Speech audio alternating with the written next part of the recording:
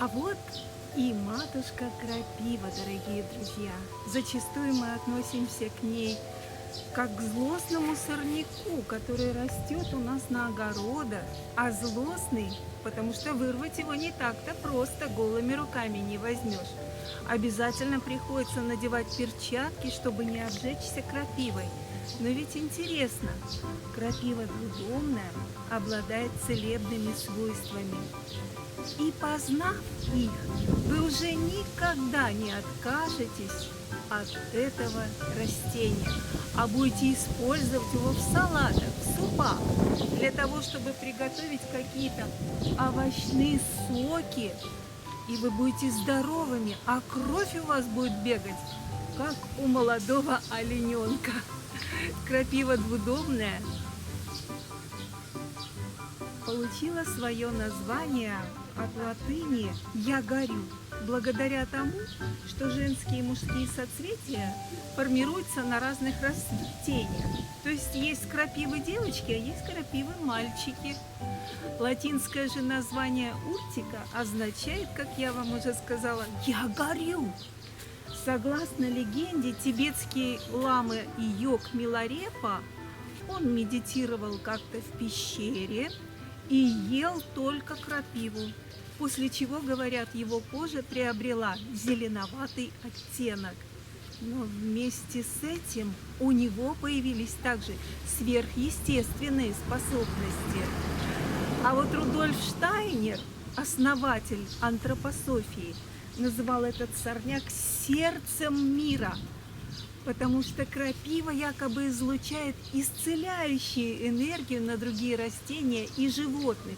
И впрямь, посмотрите, вокруг крапивы не болеет ни одно растение. Вот ведь как. Оказывается, она вот такая вот еще и защитница именно растительного мира. Крапива усиливает защиту организма от пыльцы растений. А вы знаете, что такое для аллергиков пыльца? Она также усиливает от грибковой плесени и различных загрязняющих веществ, а ведь воздействию которых мы подвергаемся ежедневно. Даже этот сорняк укрепляет клеточные перегородки, ткани мышц, артерий и кожи, замедляет процесс накопления мочевой кислоты и улучшает кровообращение на поверхности кожи, делает артерии и вены более эластичными и снимает воспалительные процессы в организме. Ну просто кладезь лечебных веществ.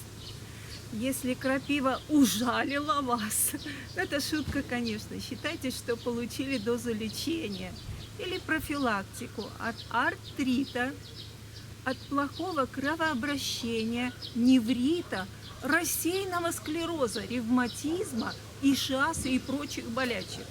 Например, если у вас все время холодные ноги и руки, пройдитесь босиком по зарослям крапивы. Таким образом обеспечите приток крови, а также снизите воспалительные процессы, если у вас болят суставы. Но эта процедура, я вам скажу, не для слабонервных. Можно высадить несколько растений на зиму в горшки и обеспечить себя кроверазгоняющим средством на все холодные времена.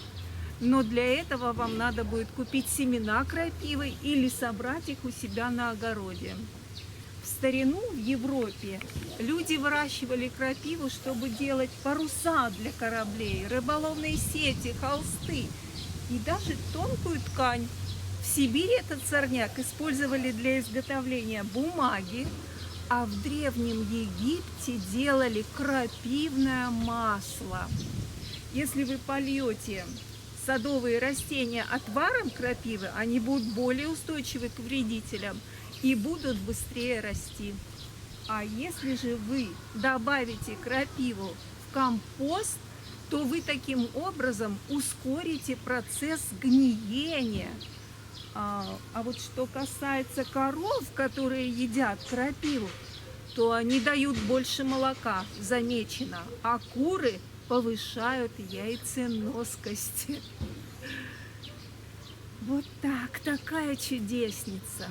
Вместо того, чтобы бороться с сорняками, нам надо учиться использовать их себе во благо. Крапива намного более питательна, чем многие ее зеленые салатовые соперники, например, такие как шпинат, ростки свеклы и любая другая зелень. Посушив ветки крапивы, развесив их в кухне, вы увидите, что у вас стало меньше мух, а также сушеные листья хорошо добавлять в зимние салаты, чтобы обеспечить себя минеральными добавками. Крапива имеет немного горьковатый и солоноватый вкус, содержит белки, бета-каротины, каротиноиды, витамины В, С, Е, К, флавоноиды, кверцетин, рутин, камфорное масло, рамнитин, кальций, хром, железо, кремний, муравьиную кислоту. Кстати, именно муравьиная кислота обеспечивает нам чувство жжения. Несмотря на многочисленные целебные свойства крапивы, не пытайтесь есть сырые листья.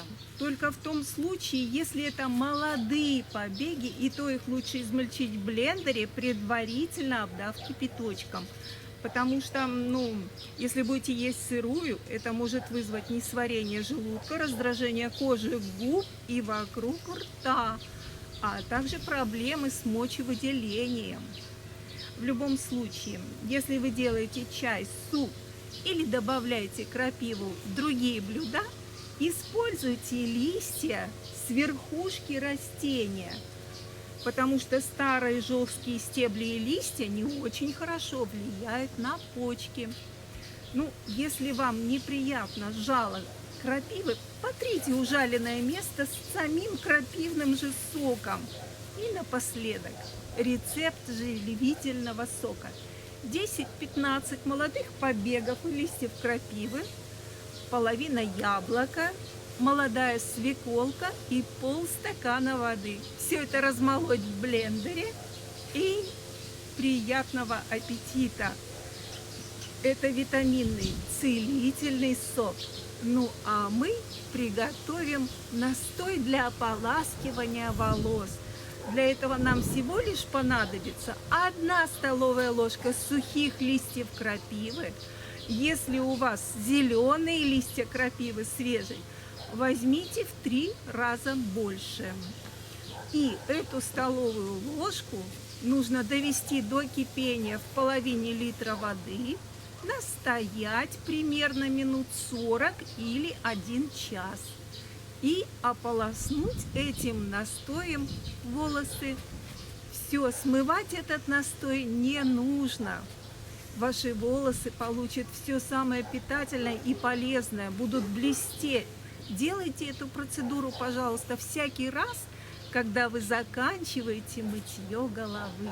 Да, попросите растение, чтобы оно поделилось с вами своей частью и дало бы вам живительную силу себя.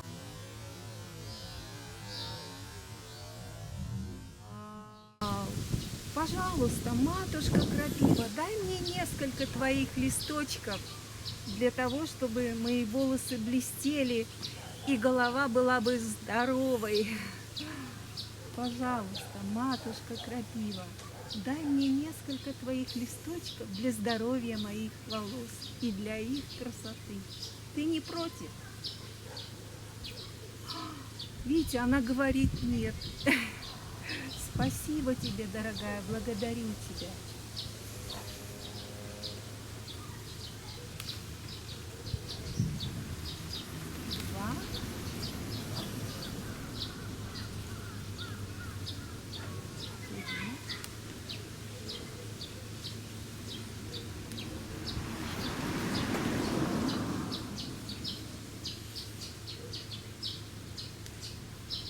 Благодарю тебя.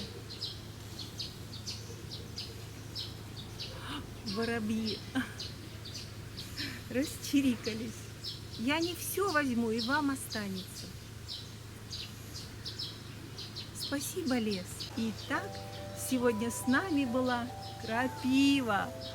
А я желаю вам всем крепкого здоровья, блестящих волос, красоты, добра и любви. С вами была Диана. Всем пока. Ставьте лайки, подписывайтесь на канал.